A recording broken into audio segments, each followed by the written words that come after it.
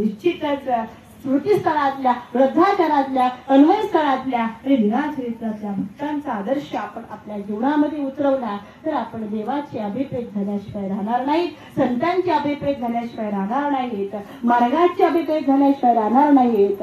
आणि हे अभिप्रेत होण्याचं आपण निश्चितच सर्वजण या ठिकाणी या 10-11 दिवसाच्या कार्यक्रमाच्या माध्यमातून आपण देवाच्या परमेश्वराला अभिप्रेत होण्याचा निश्चितच अभिप्रेत होण्यासाठीच खऱ्या अर्थाने कार्यक्रम असतात. दुसरं काय कारण आहे बरं? काय काय कारण या गोष्टीचं? बस आपण सगळे घडावेत, म्हणावेत, योग्य व्हावेत आणि सर्वज्ञांना अभिप्रेत व्हावेत यासाठी चाललेला हा अट्टहास आहे. ज्या मुलासाठी शृंगाराचा त्याग केलेला आहे, ज्या मुलासाठी स्वतःच अस्तित्व विसरलेली आहे, ज्या मुलासाठी स्वतःचं सौंदर्य बाजूला ठेवलेलं आहे, तो मुलगा सांगत होता आई तुला सती जायचंय. डोळ्यात अश्रूंच्या धारा आल्या. नको रे, मला सती नाही जायचं रे, मला सती नाही जायचं. अगं आई तुला सती जावं लागणार आहे. नाही रे बाळा, मला सती नाही जायचं सांगत होती. मोठ्याने आक्रोश करत होती, भगवंताचं स्मरण करत होती, मात्र कुठलाही विलास चालला नाही. आणि त्यावेळेस स्वतःचा बाप जवळ आला, ज्याचं नाव महादेव राणा आहे. महादेव राणा जवळ आला आणि सांगितलं अगं वेडे, तू माझी मुलगी आहेस, राजाची पत्नी आहेस. अगं जेव्हा पतिराज गेलेले असतात तेव्हा पत्नीला सती जावंच लागतं. हा प्रोटोकॉल आहे त्या काळाचा, की व्यथा बंद करून चालणार नाहीये.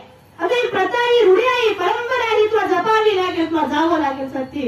बाबा तुम्ही सांगतो मला ही गोष्ट, ज्यांनी मला जन्म दिला त्या बापाने सांगावं मला की तुला सती जावं लागेल म्हणून. अगं वेडे, गोड तर खाई जे, कडू तर सांगी जे. अगं गोड लागला संसार म्हणून खाल्ला, आज तुला सती जाण्याची वेळ आली, आज तू नाही म्हणतेस.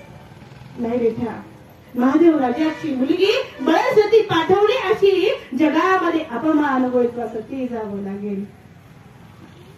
आता मात्र डोळे मिटवले आणि डोळे मिटून उत्तरापंथीच्या प्रभूचे चक्रधारांचा धावा केला.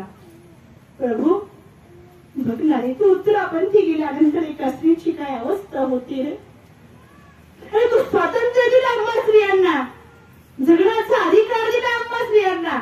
तू होता तोपर्यंत ठीक होत रे, पण तू आज उत्तरापंथी गेलास ना, बघणं काय अवस्था चाललीये. तू गेलास आणि इथे सती जाण्याची वेळ आली रे. इथे मुलगा आहे की कोण सांगतोय तुला सती जावं लागेल, इथे बाप आहे की कोण सांगतोय तुला सती जावं लागेल म्हणून. प्रभू खा गेलास तुझं उत्तरापंथी, खा गेलास.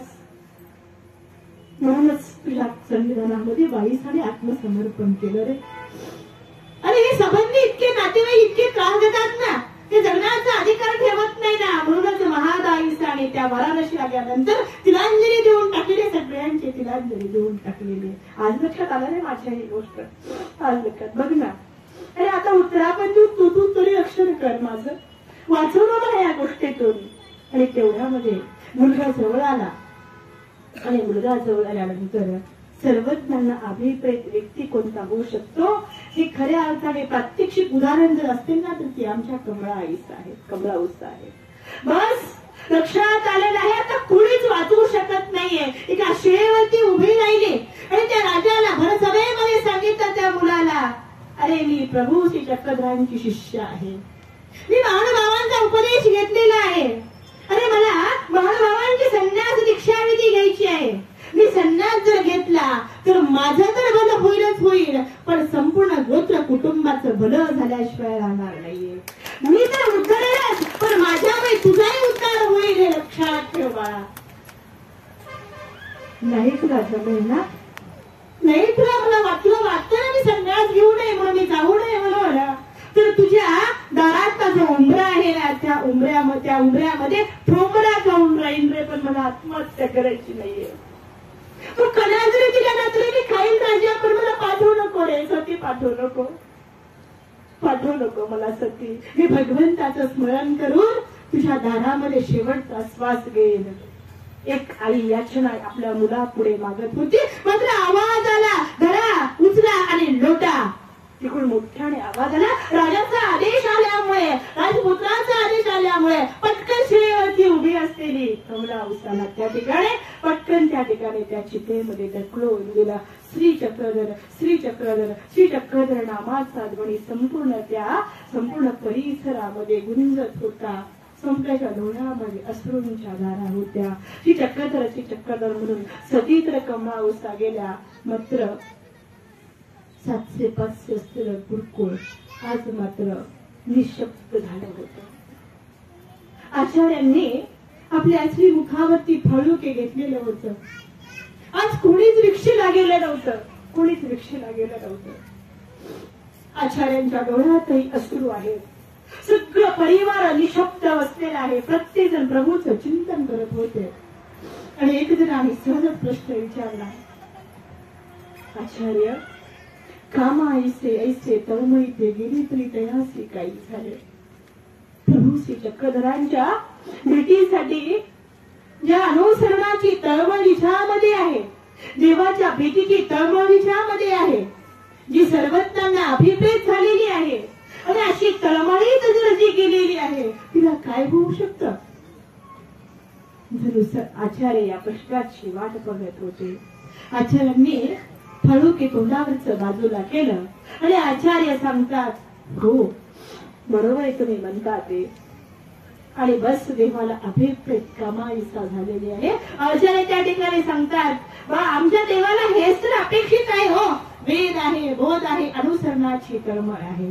त्याला वेद होता, त्याला बोध होता, अनुसरणाची तळमळ होती, तर निश्चितच परमेश्वर त्यांचा उद्धार केल्याशिवाय राहणार नाही. पण तो वेद आहे आणि बोध आहे, अनुसरणाची तळमळ नाहीये, तर मात्र स्वामी आचार्य त्या ठिकाणी सांगतात, नाही, त्यांचा उद्धार होऊ शकत नाही.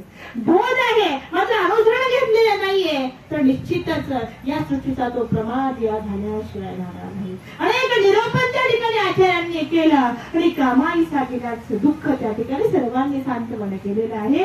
सर्वज्ञांना अभिप्रेत कामाईसा झालेली आहे. आपल्याला सुद्धा सर्वज्ञांना अभिप्रेत व्हायचं आहे. देवाला अभिप्रेत होण्यासाठी खऱ्या अर्थाने कामाईसासारखं मरण असावं. कामाईसासारखी खऱ्या अर्थाने आपल्यामध्ये असलेली परमेश्वराप्रती असलेली श्रद्धा आपल्यामध्ये असावी लागते. लुखाईसा बाबुळगावकर सारखं आत्मसमर्पण आपल्यामध्ये असेल तर देवाला अभिप्रेत आपण होऊ. उमरी गवळाईसा सारखा सर्वज्ञांच्या भेटीला निघालेलो आपण देवा आचार्य जर भिक्षाभूषण करत असताना साह्य वर्तू शकतो, तो देवाला अभिप्रेत झालेला आहे. विटकारे उमरी गवळाईसा सारखी जेव्हा 6 महिने स्वतःच्या कवटी पाळतीये आणि 6 महिन्यानंतर आचार्यांना तहान लागली आणि बस त्या ठिकाणी कवटीतलं पाणी समर्पित केलं. आचार्य म्हणतात, तुझे 6 महिने लेखी लागले. ही देवाला अभिप्रेत झालेली माणसं आहेत. दामोदर पंडितांची पत्नी स्वतः तर अनुसरली, परंतु लगेच पत्र पाठवलं. भगवद्गीतेमध्ये कृष्ण भगवंतांनी काय निरूपण केलेलं आहे, बस याच्यावरती चर्चा चालायची. आणि मग एक दिवस अशी चर्चा चाललेली होती. चर्चा चालत असताना तिथे त्या ठिकाणी सांगितलं की परमेश्वर भेटू शकतो, तो सहजासहजी मिळू शकतो. मात्र अनिराज गोपाळ पंडितांना नाही, तो भेटू शकत नाही. कसा भेटू शकत नाही? म्हणे चैतन्याची खोल वाटे पाहता वेदाची धाव कुंटे, हे श्रीकृष्ण नेते बोटे कवनावर लो जाणे. चैतन्याची रोमरंध्र शाळे हरतली ब्रह्मांड गोळकाची दिसाळे, ती शक्तीचे तरळले डोळे स्वरूप निहाळीता. अरे म्हणे वेद थांबले, 6 शास्त्र थांबले, 18 पुराण थांबले, देव भेटला का? दिसला का? स्वरूप दिसलं का? चैतन्याची रोमरंध्र शाळे, ती प्रत्यक्ष माया पाहू शकत नाही, त्या समवेत भगवंत आहे, तुम्ही आम्ही काय नाही पाहू शकत. मात्र ही गोष्ट रामादेव राजाची असलेली आमची कमळा उसा तिला पटकन लक्षात आली. आणि रामाया पत्नी ही राजाची राणी, महाराष्ट्राची राणी पंडितांच्या जवळ गेली. मी सांगितलं, पंडित हो, आपण एका पुराणेकरांना शब्द थांबवू शकतात, आपण कोणाचे शिष्य आहात हे तुम्हाला कुठून श्रवण झालं? आणि त्यावेळेस स्वतःची छातीवरती अभिमानाने आणि राजबाग त्या ठिकाणी सांगतात, आम्हालाही गुरु आहेत. कुठे आहेत तुमचे गुरु? आमचे गुरु आहेत, नंद्याला आहेत. काय त्या गुरुचं नाव? श्री राघदेव आचार्य आमच्या गुरुचं नाव आहे. त्या गुरुच्या भेटीला मला घेऊन जासाल का? हो, जाऊ शकतो मी तुम्हाला त्यांच्या भेटीला घेऊन. आनंद वाटला कमळाईसाला आणि कमळाईसाला आनंदित झाल्या. आनंदित झाल्यानंतर फक्त निरोप कळालेला आहे, अभिप्रेत तो व्यक्ती होऊ शकतो ज्याला देवा संतांच्या भेटीची आवड निर्माण होऊ शकते. अभिप्रेत तो होऊ शकतो जी पाथरीची माती श्रीमंत झाली, त्या श्रीमंत त्या आचार्यांच्या भेटीला जाण्याचं सौभाग्य प्राप्त झालेलं आहे, तो देव श्री चक्रधर महाराजांना अभिप्रेत होऊ शकतो. आनंदित झाले, कमळाऊस आनंदित झालेले आहेत. तुम्ही आम्ही देवाच्या भेटीला जातो हे महत्वाचं नाहीये, पण एका महाराष्ट्राची राणी जी रामदेव राजाची पत्नी आहे आणि ती पत्नी एक राजाची राणी जर सर्वज्ञांना अभिप्रेत होऊ शकते, तुम्ही आम्ही होऊ शकणार नाही का? तुम्ही आम्ही होऊ शकणार नाही? सहजच होऊ शकतो. जी संकटातून, जी संघर्षातून, जिचे वातावरण प्रतिकूल आहे, त्या संपूर्ण प्रतिकूल वातावरणातून आता मात्र राजाला विचारते की लिंबा वांझाशी पुत्र दे तरी मी तिथे जाऊ, मुदगल वांझाला पुत्र देतो मी तिथे जाऊ का? आज सगळ्याला आपल्याला मुलाची अपेक्षा आहे का नाही? पण ती गंधादीप घरामध्ये लागतात का नाही आपल्याला सगळ्यांना? जर नाही लागलं तर अवघड होतं का नाही आपल्या सगळ्याचं? सगळ्यांना गरज आहे त्या गोष्टीची. आनंदित झाला राजा. जर वांझ पत्नीला जर खऱ्या अर्थाने एखादं कन्यारत्न प्राप्त होत असेल तर जाण्याला हरकत नाही. आणि तयारी केली, निघालेले आहेत. अनेरांसाठी सुंदर पत्र लिहिलं आणि पत्रावरती सांगितलं आचार्यांना की आज आपल्या भेटीला महाराष्ट्राची राणी रामदेव राजाची पत्नी आपल्या भेटीला येणार आहे. आनंदित झालेला आहे, आनंदित झाला. पत्र हातामध्ये घेतलं, पालखीमध्ये बसल्या आणि एक लवाजमा सोबत घेतला आणि राजाची राणी तिथे पोहोचलेली आहे. आचार्य पाहतायत, पटकन पालखीतून उतरल्या, आचार्यांच्या जवळ गेल्या, दंडवत केला, नतमस्तक झालेले आहेत. आणि नसुद्धा नतमस्तक नाही झाल्या. हातातलं पत्र काढलं, हातामध्ये दिलं. आचार्याने पत्र बघितलं, त्याच्यावरती अनिराज बसांचं अक्षर ओळखलं, लक्षात आलं की हे आमच्या भेटीला आलेले आहेत. त्याच्यामध्ये लिहिलेलं होतं या भेटीलाच नाही आल्या तर महानुभावांचा उपदेश घेण्यासाठी आलेले आहेत. मला म्हणावंच वाटतं, ही मराठी माझी भाषा महाराष्ट्र गाव आहे, ही मराठी माझी भाषा महाराष्ट्र गाव आहे. छाती ठोकून सांगतो मी महानुभाव आहे, छाती ठोकून सांगतो मी महानुभाव आहे. महानुभाव खऱ्या काय करू शकतात? त्यांच्या भेटीत इतकं मोठं सामर्थ्य आहे, त्या भेटीमध्ये एवढा मोठा आनंद आहे, त्या भेटीमध्ये किती परिवर्तन होऊ शकतं. आणि 4 दिवस राहिल्या. महानुभावांचा आचार, महानुभावांचा विचार बघितला, महानुभावांचं विजन बघितलं, महानुभावांची तपश्चर्या बघितली, दीक्षा विधीमधला गोडवा बघितला, अमृत बघितलं आणि होणारी चर्चा बघितली. विजनामध्ये गेल्यानंतरची चर्चा, विजनावरून आल्यानंतरची चर्चा, अनेक शास्त्र कथन श्रवण केलं. आणि श्रवण केल्यानंतर 4 दिवसाच्या भेटीनंतर कमळाऊसा आता म्हणतात आचार्य मी आपल्या जवळ परत येऊ. आचार्य म्हणतात राहू पाठविल तरी यावे. राजा पाठवाल तर तुम्ही आमच्या भेटीला या. परत गेल्या. आता माझ्या संसारामध्ये मन लागत नव्हतं, संसारामधल्या रुची संपलेली होती. जावं तर आचार्यांच्या संविधानामध्ये जावं, जावं तर परमार्गामध्ये जावं तर सर्वतरी चक्रधर स्वामी जरी उत्तरापत्य निघून गेलेले आहेत तरी सर्वज्ञानी आचार्यांसारखे गुरु आम्हाला दिलेले आहेत ना, त्या गुरुच्या संविधानामध्ये जावं. मनाची घालमेल होत होती. परत एकदा निमित्त केलं, आचार्यांच्या भेटीला आल्या आणि आचार्यांना म्हणतात आचार्य मला महानुभावांचा संन्यास द्यावा. सर्वज्ञांना अभिप्रेत तो व्यक्ती होऊ शकतो जेव्हा आपण नामधारक आहोत ना. बस हा नामधारकातच राहावं का आपण? उपदेश घेता एवढंच थांबावं का आपण? तुमचा मुलगा पहिलीच टाकला, तुम्हाला वाटतं का नाही त्याने 2री, 3री, 4थी, 5वी जावं? 10वीच्या नंतर तुम्ही त्याचं करिअर निवडता का नाही? त्याने सायन्स घ्यावं का आर्ट घ्यावं का कॉमर्स घ्यावं? विचार करतो पण आपण त्याच्या करिअरचा करतो आपण विचार का? भौतिक शिक्षणामध्ये माझं बाळ खूप मोठं झालं पाहिजे, त्याची वाढ झाली पाहिजे. भौतिक जीवनामध्ये आपण जर असा विचार करतो तर अध्यात्माने आपल्याला सुद्धा नामधारकाला विधानचं फळ लागलं पाहिजे. किती दिवस आपण नामधारकामध्ये राहणार? किती दिवस आपण नसुद्धा मंदिरामध्ये विडा समर्पित करणार? नाही, आपल्याला सुद्धा वेदाचं म्हणजे आवडीचं फळ लागलं पाहिजे, सेवेचं फळ लागलं पाहिजे, दास्याचं फळ लागलं पाहिजे, दानाचं फळ लागलं पाहिजे. सर्वज्ञ श्री चक्रधर स्वामीने गावोगावी परिभ्रमण करून तिथे अर्थवंताला दान देऊन खऱ्या अर्थाने महाराष्ट्रामध्ये जी स्थानं आहेत त्या स्थान वंदन करण्याचं फळ आपल्याला लागलं पाहिजे. चतुर्विध साधनाच्या भेटीचं फळ लागलं पाहिजे. तिथे थोर अधिकरण आहे, त्या अधिकरणाच्या भेटीचं फळ आपल्याला लागलं पाहिजे का नाही? वेदाचं फळ लागलं पाहिजे. नुसतं वेद होऊन चालेल का?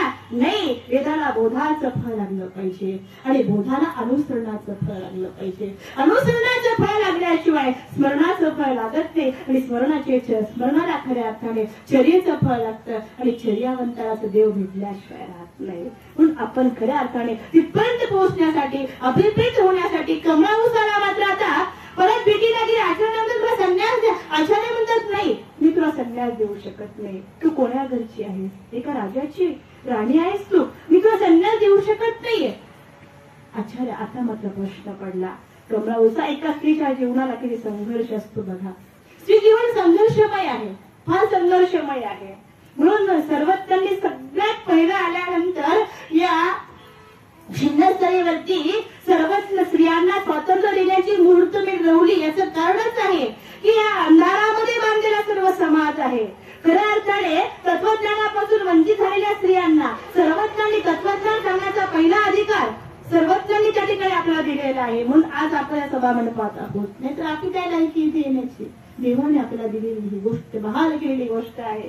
त्यामुळे त्या ठिकाणी आता मात्र कमळाऊसाला प्रश्न पडला आणि कमळाऊसा पटकन देतात, आचार्य पण जेव्हा राजा मरण पावेल आणि भारतीय संस्कृती अशी आहे की राजा मरण पावल्यानंतर प्रत्येक स्त्रीला सती जावं लागतं. मलाही सती जावं लागेल आणि मला तर आत्महत्या करायची नाही, मला त्या ठिकाणी सती जायचं नाहीये. मग मी काय करू? माझं अनुसरण थांबेल ना? एक तळमळ देवाच्या भीतीची. राजा गेल्यानंतर मला सती जावं, माझं अनुसरण थांबेल याची दुःख तिच्या मनामध्ये. त्यावेळेस आमचे आचार्य त्या ठिकाणी आमच्या कमळाऊसाला सांगतात की तुम्ही तुमचा आधी भाऊ चुकवावा, तुम्ही तुमचा पहिला कड तर चुकवा, बस पुढे जी होईल ते होईल, पुढे बघू आपण, तुम्ही प्रयत्न तर करून बघा. आणि होत्याचं नव्हतं झालं. राणी घरी पोहोचल्या, राजा आजारी पडला, राजाचं निधन झालं. आणि ठरल्याप्रमाणे आता मात्र राजाचा मुलगा जो असतो तो जवळ आला आणि सांगतो, अगं आई तयारी करतो, सती जायचं आहे. मुलगा सांगतोय, ज्या मुलाला 9 महिने 9 दिवस पोटामध्ये वागवलं, ज्या मुलासाठी पथ्य स्वीकार केलेली, म्हणता का का बरं नाही म्हणत? बोला बोला, का नाही म्हणत? म्हणजे एखादा आपल्या घराचे सासरेच आहे आणि सासऱ्याच्या आवडीचं पुत्र आहे, तुम्ही त्या पुत्राला बोलू शकता का? नाही बोलू शकत ना. का नाही बोलू शकत?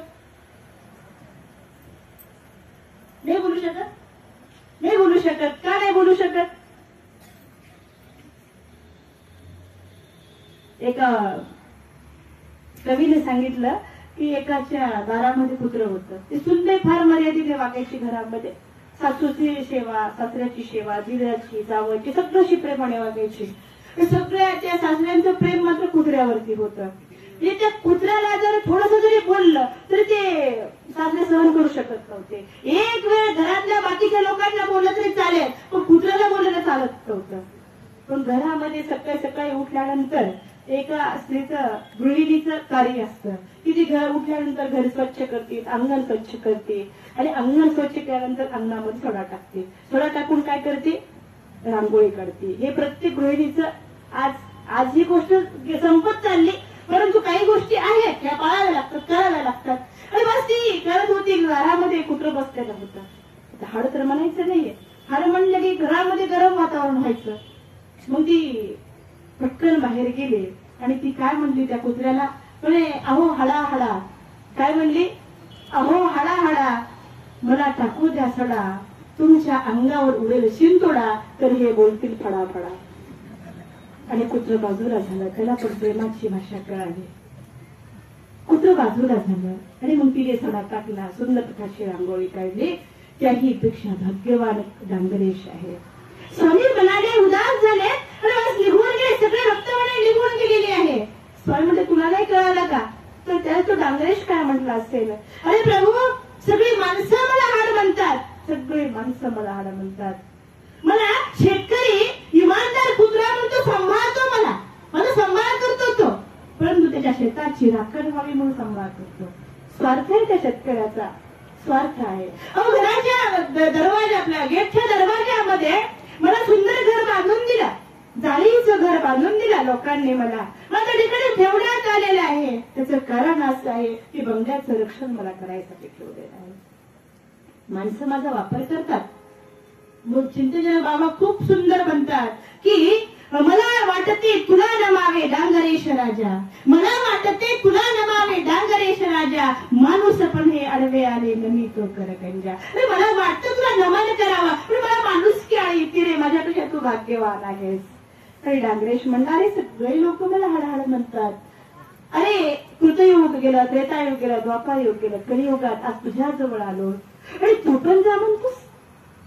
अरे ज्या सृष्टीमध्ये माझ्यापेक्षा माणूस भाग्यवान आहे, त्याला तू ज्ञान सांगतोस, त्याला तू प्रेम देतोस, त्याला सगळ्या गोष्टी योग्य करतोस, त्याचा अनाधिकार नसतो, अधिकार निर्माण करतो, त्याला योग्य करून त्याला मोक्षापर्यंत घेऊन जातोस. मात्र आम्ही पशु पक्षी म्हणून जा म्हणतो का रे आज मला, जा म्हणतो. अरे जायचं तरी कुठे, माझ्यासारखी आम्हाला घरं नाहीये, पुढे बांधून ठेवलंय का आमच्यासाठी घर, पुढे आमच्यासाठी स्वयंपाक करून ठेवलाय का तिथे आम्ही जाऊन जेवण करावं, पुढे घर बांधलं करता घरामध्ये जाऊन आम्ही निवारा घ्यावा, कुठं जायचं ते सांग ना आता. अरे डांगरेशने एक क्षणात विचार केला, अरे सगळी माणसं जा म्हणतील त्यावेळेस ठीक आहे, पण देव ज्यावेळेस जा म्हणतो ना त्याच्या पाठीमागचं रिझन काहीतरी असू शकतं. काहीच नाही, आता जगण्यात अधिकार नाहीये. माणसं जा म्हटली तर या जाऊन त्या जवळ जाऊन माणूस जगू शकतो, उदरनिर्वाह करू शकतो, पण देवच जा म्हणतो, आता करायचं काय. आणि पटकन विचार केला, सर्वज्ञांची श्रीमूर्ती बघून घेतली, पुन्हा बघायची नाहीये, पुन्हा देव दिसणार नाही, पुन्हा तो भेटणार नाहीये, कोणी पाहिला जन्म, कोणी पाहिला मरण, काही माहित नाही आपल्याला, आज बघून घ्यायची. मूर्त बघून घेतली, नमस्कार केला, तरी डांगरेश निघालेला आहे. निघाला डांगरेश पैठणला, स्वतः त्या ठिकाणी स्थिर डांगरेश यांनी त्या ठिकाणी आत्मसमर्पण केलं. भक्त मंडळी परत आले, स्वामी विचारतात तुम्ही सगळे आले, डांगरेश कुठे आहे. माझ्यासारखा एक जण म्हटला गेला असेल पोट भरायला. स्वयं म्हणजे नाही, पोट भरायला नाही गेला, जा शोधून आणा. आणि शोधण्यासाठी गेलेले आहेत. शोधल्या त्या ठिकाणी डांगरेशाने त्या ठिकाणी स्वतःला संपवून टाकलं होतं. पटकन सर्वत्र जागेवरून उठले आणि त्या ज्या ठिकाणी डांगरेशाचं देह गेलं होतं तिथे सर्वत्र आमचे पोहोचलेले आहेत. पोहोचलेच नाही तर ज्याच्या स्पर्शात किती मोठी ताकद आहे, त्याचा स्पर्श झाल्यानंतर 1000 वर्षाचं सुख मिळू शकतं. त्याचा स्पर्श अनेक वेळा झाला 10,000 वर्षाचं सुख मिळतं. तो स्पर्श आमच्या सर्वज्ञांनी डांगरेशांना केला आणि सांगितलं तुमच्यापेक्षा ही सुनेत चांगली आहे, तुम्हा पसीवरी सुनेत, तुमच्यापेक्षा कुत्रा चांगला आहे. भक्तांच्या डोळ्यामध्ये अश्रू आलेले आहे की आमच्यापेक्षा कुत्रा चांगला आहे. देव जा म्हटल्यानंतर त्या ठिकाणी स्वतःला संपून टाकलं. खरंच कुत्रा भाग्यवान आहे, आज तो सर्वज्ञांना अभिप्रेत झालेला आहे. तो देवासाठी मरता आलं पाहिजे, तेव्हा देवाला आपण अभिप्रेत होऊ शकतो. ही खऱ्या अर्थाने आपल्या चरित्रामध्ये दिसणारी अनेक पात्र आहेत. डांगरेश आहे जिथे, बाईसा माता जिथे, महादाईस आहे जिथे, औमाईस आहे जिथे, नागदेवाचार्य जिथे, नाथोबाई जिथे, दायंबा आहेत. अनेक भक्त आहेत की सर्वज्ञांना अभिप्रेत झालेले आहेत. संविधानामध्ये झाली का नाही, असंविधानामध्ये सुद्धा सर्वज्ञांना अभिप्रेत झालेली माणसं आपण पाहत आहोत. हीच माणसं अभिप्रेत झाली का? जी गरीब आहेत ती अभिप्रेत होतात का? जी जातीवंत आहेत तीच अभिप्रेत होतात का? नाही. त्याही पुढचं जर आपल्या सर्वांना सांगावं मला वाटतं की जेव्हा गोपाळ पंडित रामदेवाच्या दरबारामध्ये जाऊन त्या ठिकाणी पुराण श्रवण करायचे आणि पुराण आपल्याला खऱ्या अर्थाने देव समजून घेणं गरजेचं आहे, संत समजून घेणं गरजेचं आहे. संत, ग्रंथ आणि भगवंत 3 गोष्टी जीवनामध्ये समजून घेतल्या की आपल्याला खऱ्या अर्थाने अध्यात्माचा खऱ्या अर्थाने मार्ग समजल्याशिवाय राहत नाही. संत समजले, आपण संत समजून घेतले की संत आपल्याला ग्रंथ समजावून सांगतात. संत आणि ग्रंथ दोन्ही एकत्रीकरण झालं की संत आपल्याला त्या ग्रंथातून भगवंत समजावून सांगतात. 3ही गोष्टी जीवनामध्ये महत्वाच्या आहेत. म्हणजे संत आणि ग्रंथ कळाले तो भगवंताचा अभिप्रेत झाल्याशिवाय राहत नाही. म्हणून असं अभिप्रेत होणं खऱ्या अर्थाने गरजेचं आहे. अतिशय कशी आहे तो ती अभिप्रेत झाली देवाला. जसा अभिप्रेत झाला कुठेच नाही गेला तो, मात्र सर्वांच्या दाराखाली गेला, अभिप्रेत झाला. एक क्षणामध्ये देवाने सांगितलं इथं शरण आलेलं आहे, बस आता मरण नाही, त्याला अभिप्रेत झाला. तो वाघिणीची पिल्ले सर्वांच्या मांडीवरती झाली, बस वाघिणीने बघितलं या क्षणामध्ये विसरून गेली. वाघिणीच्या पिल्लांच्या पाठीवरती हा विक्रय ठेवलेला आहे. देव म्हणाला उदास झालो मी, देव सोडी सगळे निघून मी तुका कोणला काय म्हणणार तेव्हा डांगरेच्या मी तेव्हा डांगरेच्याचं आत्मकथन केलं ना, मानसाशी मानसा सम वागणे. अरे बऱ्या माणसा, तू माणूस आहे ना, माणसासारखं जेव्हा वागशील ना तेव्हा तुझा खऱ्या अर्थाने माणूस म्हणून जगण्याचा अधिकार आहे. ही देवाची शिकवण आहे, ही परमप्रीतीची शिकवण आमच्या सर्वज्ञांनी आम्हाला दिलेली आहे. ही परमप्रीतीची असलेली शिकवण आज आपण आपल्या घरामध्ये जर या वचनाचं पालन केलं तर निश्चितच आपण देवाची अभिप्रेत झाल्याशिवाय राहणार नाही. ते अभिप्रेत होणं अत्यंत गरजेचं आहे. अभिप्रेत माणूस तो होऊ शकतो जो देवाला आवडतो, जो देवाला आवडणारी गोष्ट जो आपल्या घरामध्ये करतो ना, तो सर्वज्ञांना अभिप्रेत झाल्याशिवाय राहत नाही. आणि म्हणून निराशा आणि निराभिमान सोडणारा परमेश्वराला प्रिय होतो, निरालंबी राहणारा परमेश्वराला प्रिय होतो, अवंचकत्वे सेवादक्ष करणारा परमेश्वराला प्रिय होतो. छोटीशी धानाईसाठी कास जेव्हा सर्वज्ञांना सांगते की बस मी देवासाठी कास घातलेली आहे आणि ती कास सत्यात जेव्हा उतरवणारी छोटीशी धानाईसा पैठणची सारंग पंडितांची मुलगी देवाला अभिप्रेत झालेली आहे. छोटासा चांगदेव भट्ट देवाला सांगतात की बस मी चिंतन करेन, तुझं चिंतन करेल, तो देवाला अभिप्रेत झालेला आहे.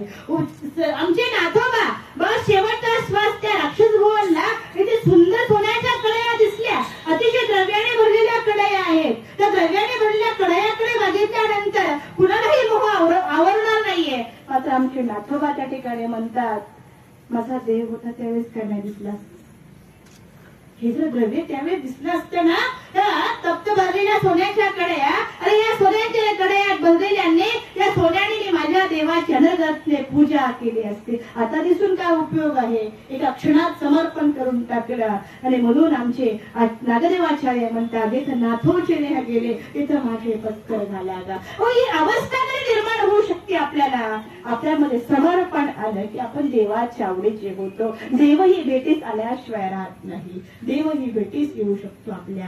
म्हणून देवाला अभिप्रेत माणूस झाला पाहिजे. दोन मायलेकी असतात बघा, दोन, आणि त्यांचं सर्वजण चक्रधर स्वामींचं अवस्थान डोमेग्रामला आहे आणि त्यांचे गुरु पुढे सराय राहत असतात. दोघी सकाळी उठायच्या आणि आपल्या गुरुच्या भेटीला जायच्या, दोघी पण. एक दिवस मुलीजी काय म्हणते, म्हणजे आई आपण ना लाडू गुरु म्हणे, लाडू देवाच्या भेटीला जायला, गुरुच्या भेटीला जायला. आई म्हणे ठीक आहे बेटा करू आपण लाडू. मुलगी जवळ गेली, म्हणे आई गुरुच्या भेटीला जायला लाडू घेऊन जायचेत ना, पण जाता जाता आपण सर्वत्र श्री चक्रधर स्वामींना भेटायला जातो ना, मग आपण असं करू. म्हणे आई देवासाठी 5 मोठे लाडू करून घेऊन जाऊ. बघा, मुलगी अशी जन्माला यावी आपल्या घरामध्ये, जे विचार सुंदर, तिचं आचार सुंदर, तिचं बोलणं सुंदर, तिचं देणं सुंदर, तिचं घेणंही सुंदर असलं पाहिजे. अशी कन्या जन्माला आली पाहिजे. हो, आई आनंदित झाली. ठीक आहे बेटा म्हणे, 2 मोठ्याने 5 मोठे लाडू केले आणि बाकीचे लाडू आपल्या गुरुसाठी केले. दुर्डी भरली. त्या काळामध्ये काय होतं, डब्बा थोडं होता, दुर्ड्या होत्या, दुर्डीमध्ये लाडू ठेवायचे. दुर्डीमध्ये लाडू ठेवले, डोक्यावर ते दुर्डी घेतली आणि दोघीही मायले की आता निघा आलेले आहेत गुरुच्या भेटीला. आणि जाताना मात्र स्वामींची चक्रधर महाराजांची भेट घ्यावी म्हणून शिन्नस्थळीवरती आमचे स्वामी आहेत, तिथे त्यांची पाऊल वळाली. गेल्या आणि पटकन दुर्डी खाली ठेवली, सर्वज्ञांच्या जवळ गेल्या आणि सर्वज्ञांना दंडवत केला. आनंदित झाल्या, बघितलं आणि सहजच. आता मात्र आतापर्यंतचे विचार होते की सर्वज्ञ स्वामींना 5 लाडू समर्पित करावेत. मात्र मठामध्ये गेल्यानंतर सर्वज्ञांची भेट घेतल्यानंतर विचार बदलून गेले आणि मनामध्ये आलं की बस आता दुर्डी समर्पित करावी सर्वज्ञांना आणि 5च लाडू आपल्या गुरुला घेऊन जावे. विचारात बदल झाला. समोर केल्या, लाडूची दुर्डी समोर ठेवली आणि सर्वज्ञांना विनंती केली, प्रभू हे आपल्यासाठी आणलेले आहे, आपण स्वीकार करावं याचा. स्वामी म्हणतात, बाई हे आमचे 5 लाडू घेतील. स्वामी आमचे म्हणतात, बस आम्हाला किती घेण्याचा अधिकार आहे? 5. ठरलं काय होतं, घरी काय ठरलं होतं? 5 देण्याचं. इथं आल्यानंतर आम्ही किती घेणार आता? स्वामी म्हटले 5च घेणार, दुर्डीवर आमचा अधिकार नाहीये. स्वामींनी 5 लाडू घेतले, दुर्डी वापस केली, आता निघाल्या दोघी पण. निघाल्यानंतर मुलगी आश्चर्यचकित झाली. आई बघ ना म्हणे, काय हा देव आहे, काय या देवाचं आश्चर्य, कसा असेल का हा सर्वज्ञ म्हणे. आपण घरी बोललो आणि कळलं कुठे या देवाला, डोमेग्रामला. आपल्या घरी झालेला विषय देवाला समजला. तिथे फोन नाही, तिथे मोबाईल नाही, तिथे व्हॉट्सअप नाही, तिथे मेसेज नाही, काहीच नाही. गाई कसं कळलं असं ग. बस दोघीला आश्चर्य वाटलं गोष्टीचं. दोघी मनामध्ये एकमेकीला चर्चा करत करत सराव्याला नरसिंहारण्य नावाचे गुरु त्यांच्यापर्यंत पोहोचले. आणि गेल्यानंतर दुर्डी समर्पित केली, गुरुला दर्शन घेतलं गुरुचं. आणि जे घडलेला जो वृत्तांत आहे, जे आश्चर्य आहे, जे मनामध्ये वाटलेलं ते आश्चर्य आपल्या गुरुला सांगावं म्हणून त्या दोघी पण पाहिली की सहजच आपल्या गुरुला सांगतात की आम्ही गावावरून येत असताना रस्त्यामध्ये मात्र स्वामी श्री चक्रधर सर्वज्ञांची भेट झाली. आणि आम्ही घरी केलेला विचार, जे 5 लाडू आम्ही सर्वज्ञांना द्यावे म्हटलो, ते झालं की सर्वज्ञांनी. आणि गुरु एकदम गरम झाले.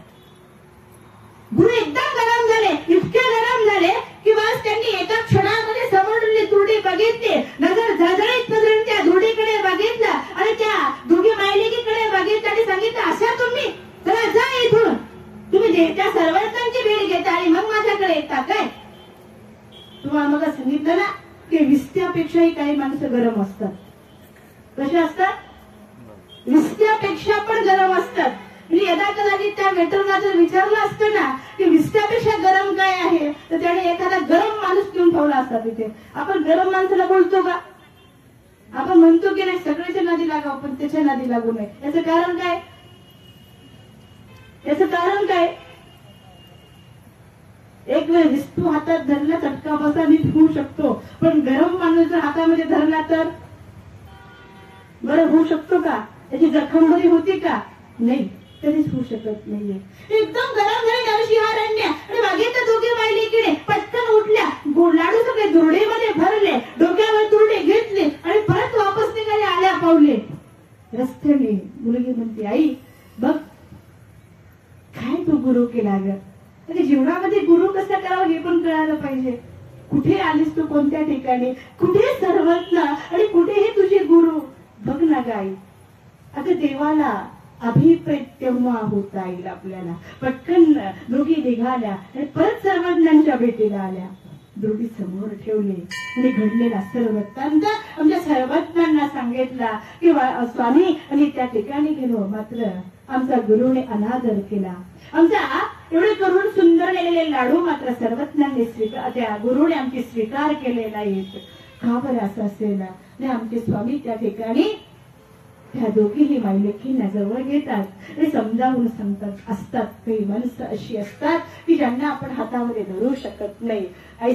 अशा पद्धतीने त्या दोघीही आमच्या सर्वज्ञांच्या होऊन गेलेल्या आहेत. आमची महानुभावांची एक वासना अशी आहे की त्या दोघी खेळगोळी होत असतील, तर एकांची वासना अशी आहे की त्या दोघी मायलेकी असतील, त्याच पुढे चालून पंथामध्ये त्याग समर्पण करून सर्वज्ञांना अनुसरलेल्या आहेत. ह्याच खऱ्या अर्थाने ही जी मुलीची भावना आहे ना, ते समर्पण जे आहे ना, ते खऱ्या अर्थाने सर्वज्ञांना अभिप्रेत होणार आहे. जी भावती आपल्याला मनुष्य जन्माची सार्थकता सांगतात. अरे भल्या माणसा, तुझा जन्म तर झालेला आहे, पण या जन्माची सार्थकता कशामध्ये आहे? या जन्माचं लाभ कशामध्ये आहे? 84 लक्ष एवढी फिरून तुला हा मानव देह प्राप्त झालेला आहे, पण या मानव देहामध्ये आल्यानंतर तुला करायचं काय आहे यापासून मात्र तू वंचित राहिलेला आहेस. म्हणून एकाच ओळीमध्ये भास्कर भट्ट बोरीकर सांगतात, तरी आता राया या जीविताचे आलाया, हा मनुष्य देह वाया तुझा ओढी. एकच ओवी आहे जी जीवनाचं सार्थकता आपल्याला करून घेतल्याशिवाय राहणार नाही. जेव्हा श्री दत्तात्रय महाराज यदुराजाला ज्ञान देतात आणि ज्ञान देत असताना 24 गुरुचं निरूपण केलं आणि 25वा गुरु मनुष्य देह सांगितला, मनुष्य देहाचं शरीर सांगितलं. आणि त्या ठिकाणी मनुष्य देह सांगत असताना त्या ठिकाणी उद्धव गीतेमध्ये भास्कर भट्ट म्हणतात की तरी आता राया, अरे राजा या जीविताचे या लाह्या, या जन्माचं या जीविताचं लाह्या, हे जीवन जे आहे ना, या जीवनाची खऱ्या अर्थाने समर्पणाची भावना, त्यागाची भावना, आत्मउद्धाराची भावना, आत्मकल्याणाची भावना, आत्मसुखानुभूतीची भावना, आनंदाची भावना तुला समजून घ्यायची असेल तर आता राया या जीविताची यालाया, हा मनुष्य देह वाया, हा जो मिळालेला तुला मनुष्य जन्म प्राप्त झालाय ना, हा मनुष्य जन्म खऱ्या अर्थाने तू वाया घालवू नकोस. कारण विपाये कर्मभूमीची पेठे नरदेह लाभे अवचटे, मुक्ती रत्न घेई गोमटे जव मृत्यू पावना. अरे कर्मभूमीचा बाजार आहे, या कर्मभूमीच्या बाजारामध्ये आल्यानंतर तुला काय प्राप्त झाले? नरदेह लाभे अवचटे, हा मनुष्य देह प्राप्त झाला. सगळे आपण भाग्यवान आहोत, भाग्यवान आहोत. मनुष्य जन्म आपल्याला प्राप्त झाला, परंतु मनुष्य देह प्राप्त झाल्यानंतर तरी विपाये कर्मभूमीची पेटी नरदेह लाभे अवत, मुक्ती रत्न घेई गोमटे. काय घ्यायचं इथं आल्यानंतर? मुक्तीचं रत्न, मोक्षाचं, आत्मउद्धाराचं, अध्यात्माचं, तत्वज्ञानाचं, ज्ञानाचं, प्रेमाचं, सेवेचं, दर्शनाचं आपल्याला गोमटे प्राप्त करायचंय. नरदेह लाभ मग मुक्ती रत्न घेई गोमटे. हे तू कधी करू शकतोस? जो मृत्यू पावेला, जोपर्यंत शेवटचा श्वास तू घेणार नाहीस तोपर्यंत तुला मोक्षाचा अधिकार आहे. मुक्ती रत्न घेई गोमटे. म्हणून मनुष्य जन्माची सार्थकता आपल्याला खऱ्या अर्थाने करून घ्यायची आहे. आज बाबांच्या श्रीमुखातून आपण अनेक या ठिकाणी तत्वज्ञान ऐकलेलं आहे. मी बाबांच्या पुढे लहान आहे, मी बोलू शकणार नाहीये, त्यांच्यासारखं तत्वज्ञान सांगू शकणार नाहीये. परंतु एका वेगळ्या विषयाकडे नेत असताना आज मला तुम्हाला आवडेल. कारण सर्वत्र श्री चक्रधर महाराजांना, श्री दत्तात्रय महाराजांना, श्री चक्रपाणी महाराजांना, श्री गोविंद प्रभू बाबांना, या पाचही अवतारांना अभिप्रेत माणूस केव्हा होतो या विषयाकडे आपण जाणार आहोत. सर्वज्ञांना अभिप्रेत माणूस कधी होतो? दत्तात्रय महाराजांना अभिप्रेत आपण कधी होणार आहोत? आपण घरच्यांच्या आवडतीचे झालो की नाही? कुटुंबाच्या आवडतीचे आपण झालो. जन्म घेतला, आपण आईवडिलांच्या अभिप्रेत असतो. तिथे आपलं माहेरी, आपलं खऱ्या अर्थाने आपण मुलगी जन्माला आली, पहिलं कन्यारत्न जन्माला आला, अभिप्रेत आहे आपण, घरच्यांची माहेराची अभिप्रेत झालो. आता आपण सासरी गेलो, आपली आवड त्या ठिकाणी निर्माण झाली, बस आता सासरच्यांनी तुम्हाला अभिप्रेत केला, निवड केली तुमची, ही मुलगी आमच्या घराला योग्य आहे, ही आम्ही सून म्हणून घेणार आहे. तुम्ही सासरच्यांचे अभिप्रेत झालेले आहात. कर्मामध्ये आपण माहेरचे अभिप्रेत होतो, कर्मामध्ये आपण सासरचे अभिप्रेत होतो. एखादा राजकारणी व्यक्ती असेल, तो राजकारणामध्ये गेलेला असेल, तो राजकारणाच्या माध्यमातून एका गटातटाचा अभिप्रेत झालेला आहे. कुणी शिवसेनेचा अभिप्रेत, कुणी राष्ट्रवादीचा, कुणी काँग्रेसचा, कुणी भाजपचा अभिप्रेत झाला. काही मात्र व्यक्ती असे आहात की ते समाजाचे अभिप्रेत झालेले आहेत, की त्यांनी समाजासाठी कार्य केलेलं आहे. स्वतःच्या घराघराला, प्रपंचाला वेळ न देता ते अहोरात्र रात्रदिवस समाजासाठी कार्य करत राहतात. ते समाजाचे अभिप्रेत झाले. समाज कार्य करत असताना समाजाचे अभिप्रेत झाले. माणूस कर्माचा अभिप्रेत होऊ शकतो, राजकारणाचा अभिप्रेत होऊ शकतो, समाजकारणाचा अभिप्रेत होऊ शकतो, एका गावाचा अभिप्रेत होऊ शकतो, एका तालुक्याचा अभिप्रेत होऊ शकतो, एका जिल्ह्याचा अभिप्रेत होऊ शकतो. पण देवाला अभिप्रेत कधी होणार? आपण सर्वज्ञांना अभिप्रेत कधी होणार? देवाला अभिप्रेत होण्यासाठी आणि असा कोणता माणूस आहे की जो सर्वज्ञांना अभिप्रेत झालेला आहे, की सर्वत्र त्याची आतुरतेने वाट बघतात, हृदयावर श्रीकर ठेवून आपली वाट बघतात. जो अभिप्रेत होतो ना त्याचीच सर्वज्ञ वाट बघतात, त्याचीच वाट बघतात. आणि म्हणून आपल्याला तिथपर्यंत योग्य व्हायचं आहे. बस जीवनामध्ये अध्यात्म फार गरजेचं आहे मंडळी, फार गरजेचं आहे. देवाने आम्हाला जितकं ज्ञानमोचक सांगितलं तितकंच आम्हाला आत्मज्ञाने मोक्षही सांगितला.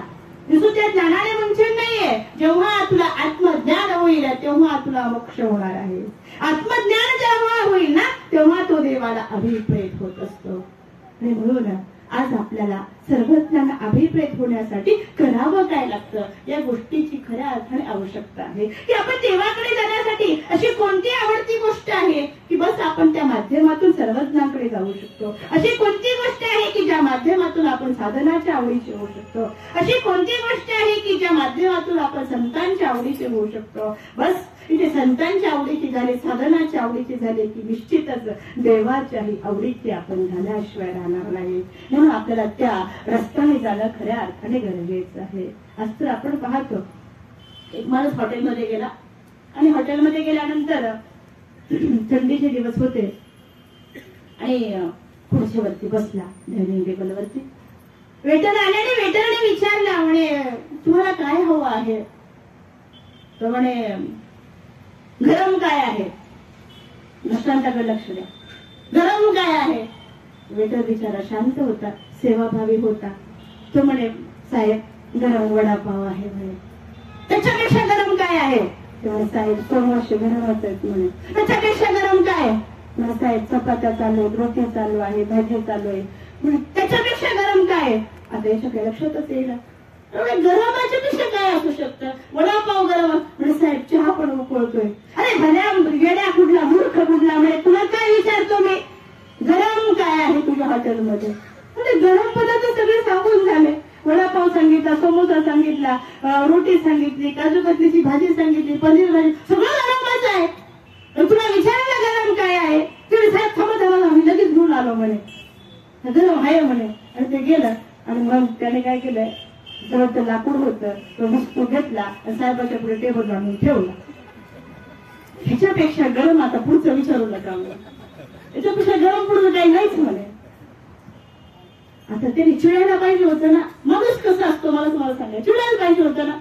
अजिबात नाही चिडला तो. त्याने पटकन खिशात हात घातला, 2 बिड्या बाहेर काढल्या, मस्कावर पेटल्या, हातामध्ये घेतल्या आणि फुकट हॉटेलमध्ये धावून गेला. असा आहे सर्वज्ञाचा अभिप्रेत हा माणूस होणार नाही.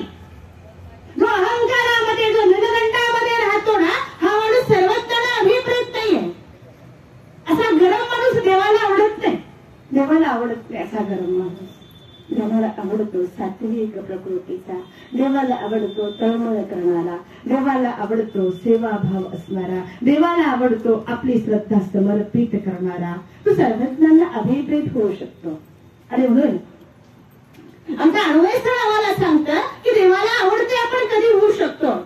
आचार्य परशुराम व्यास आपल्याला माहित असतील सगळ्याला की हे पंथाचे खऱ्या अर्थाने 4थे आचार्य आहेत. आणि परशुराम व्यास एका झाडाखाली वजनाला बसलेले असतात, ज्यांनी निळाचरित्राची बांधणी केली. आचार्य माईम भट्टांनी निळाचरित्र लिहिलं आणि खालसाच्या झाडीमध्ये जेव्हा ते चरित्र गेलं तेव्हा परशुराम व्यास दुःखी झालेल्या परशुराम व्यासांनी जेव्हा आपली दुःखद घटना कमळाऊसाला सांगितली, त्यावेळेस कमळाऊसा म्हणतात दुःख करू नका, आहे माझ्याकडे माझ्या 4 शिकणी आहेत आणि बस तुम्ही ती सांगेल तुम्ही लिखाण करा. आणि म्हणून खऱ्या अर्थाने तिसरी शोधने आमच्या परशुराम व्यासांनी केलेली आहे. असे परशुराम व्यास एका विद्या झाडाखाली बसलेले आहेत. गावातली काही मुलं जमा झाली. सुंदर आंब्याचं झाड समोर होतं. गावातली सगळी मुलं एकत्रित झाली आणि आंब्याला पाड लागलेला असतो. आता आंब्याचे दिवस आहेत, आता सगळ्यांना माहिती आहे. आंब्याला पाड लागलेला असतो. सगळे मुलं एकत्रित दगड गोळा करतात आणि आंब्याला मारायला सुरुवात करतात. दूर परशुराम व्यास ही गोष्ट बघत असतात. बरीच मुलांनी आंबे पाडले, आंबे पडले, काही पाडाचे होते, काही कच्चे होते आणि सगळे मुलं आपापल्या घरी निघून गेले. मात्र एक मुलगा असा होता, एक आंबा होता. तो कुठे होता? तो शेवट आंब्याच्या एकदम टोकाला होता. अतिशय सुंदर आंबा होता, तो पिकलेला होता आणि तो आंबा पडलाच पाहिजे म्हणून त्या मुलाची धडपड चालू होती. एकच आंबा होता. अनेक दगडा जमा केली, सगळे मुलं निघून गेले. हा थांबला, एकटाच थांबलेला आहे. दगड हातामध्ये घेतली, मारायला सुरुवात केलेली आहे. परिश्रमी उन्हा घेतला. 1.5 तास आंबा पडायला लागला त्याला, 1.5 तास. आणि 1.5 तास आंबा पाडला आणि 1.5 तासानंतर शेवटचा दगड मारला आणि आंबा पटकन खाली पडला. प्रचंड कमालीची प्रसन्नता चेहऱ्यावर निर्माण झाली. आनंद झाला. असं काही आनंद असतो की नाही जो आपण एकटे चालू होतो, आहे की नाही असा आनंद? तुम्ही आरशामध्ये जेव्हा स्वतःला प्रतिबिंब बघतात आणि स्वतःलाच म्हणता मी सुंदर दिसते, हा आनंद कोण बघतो तुमचा? कोणी पाहतं का बरं? तुम्ही दुसऱ्याला लग्नात गेला विचारता मी बरी दिसते का, हा आनंद वेगळा आहे. तो तुम्हाला काहीतरी सांगेल, लिपस्टिक जास्तच लावली, थोडस काळा जास्तच झालं, थोडं पावडर जास्तच लावली, काहीतरी सांगेल. पण जेव्हा तुम्ही स्वतःला चेहरा, आनंदाचा चेहरा, समाधानाचा चेहरा किंवा आरशामध्ये बघता तेव्हा आनंद वेगळा असतो आपल्याला. हा आनंद होता की बस मी एक आंबा पाडलेला आहे, जो कधीच पडू शकत नव्हता, आंबा पाडला. एकदम आनंदाला समाधानी झाला. आणि आंबा हातामध्ये घेतला. आता हा आंबा आईला नेऊन द्यायचा, पप्पांना नेऊन द्यायचा, वडिलांना नेऊन द्यायचा. आनंदामध्ये आंबा हातात घेत मध्ये होता आणि तेवढ्यामध्ये परशुराम व्यासांनी आवाज दिला, अरे बाळा, अरे राजा, इकडे ये. जवळ गेला. कोणीतरी संत आहे, माहित नाही, काहीच माहित नाही, साधू माहित नाही, संत माहित नाही, पण जवळ गेला आणि परशुराम व्यासांना त्या ठिकाणी पाया पडला. परशुराम व्यासांच्या परशुराम व्यासांनी त्याच्या पाठीवरती हात ठेवला आणि विचारलं, बाळा, तुझं नाव काय आहे? आणि सांगितलं, माझं नाव हरी आहे. तुझं नाव हरी आहे? हो. तुझे आई वडील काय करतात? काही नाही, माझी आई वडील भक्ती करतात देवाची आणि शेती काम करतात. 1.5 तासाच्या परिश्रमाने तू पाडलेला हा आंबा आहेस, मला द्यायचंस? काय प्रश्न केला? आचार्य परशुराम व्यासांचा प्रश्न आहे. कोणाला? एका छोट्या मुलाला प्रश्न आहे की 1.5 तासाच्या परिश्रमाने पाडलेला आंबा मला देशील का? कसलाच विचार नाही केला त्या निरापराधी असलेल्या बाळाने आणि पटकन सांगितलं, हो, मी देणार हा आंबा तुम्हाला. आणि पटकन आंबा परशुराम व्यासांच्या हातामध्ये ठेवला. परशुराम व्यासांना आनंद झाला की बस, काय धैर्य, काय चिकाटी आहे. धैर्याने चिकाटीने पाडलेला आंबा मात्र देण्याची सुद्धा जाणत या मुलामध्ये आहे. दातृत्व करू शकत नाही, चिकाटीने मिळवला संसार आपण सोडू शकतो का? बरं, सोडू शकतो का? सोडू शकतो? मला या बोर्डावरचं एक नाव आवडलं, म्हणजे 1 तास देवासाठी. पाठीमागे तुम्ही सगळे बघा, 1 तास देवासाठी मागितलंय तुम्हाला, बाकी काहीच देऊ नका. संसारातून तुम्ही काय करा, फक्त 1 तास देवासाठी द्या, ही मागणी आहे. परशुराम व्यासांनी 1 आंबा मागितला. माझ्यासारखा जर असता तर दिला असता का? बरं, दिला असता? आंबा देऊ वाटतो का? बरं, आंब्याची चीज अशी आहे की दुसऱ्याला देऊ वाटत नाही कधी. तुम्ही केळ द्याल, द्राक्ष द्याल, सफरचंद द्याल, पण आंबा देणार का?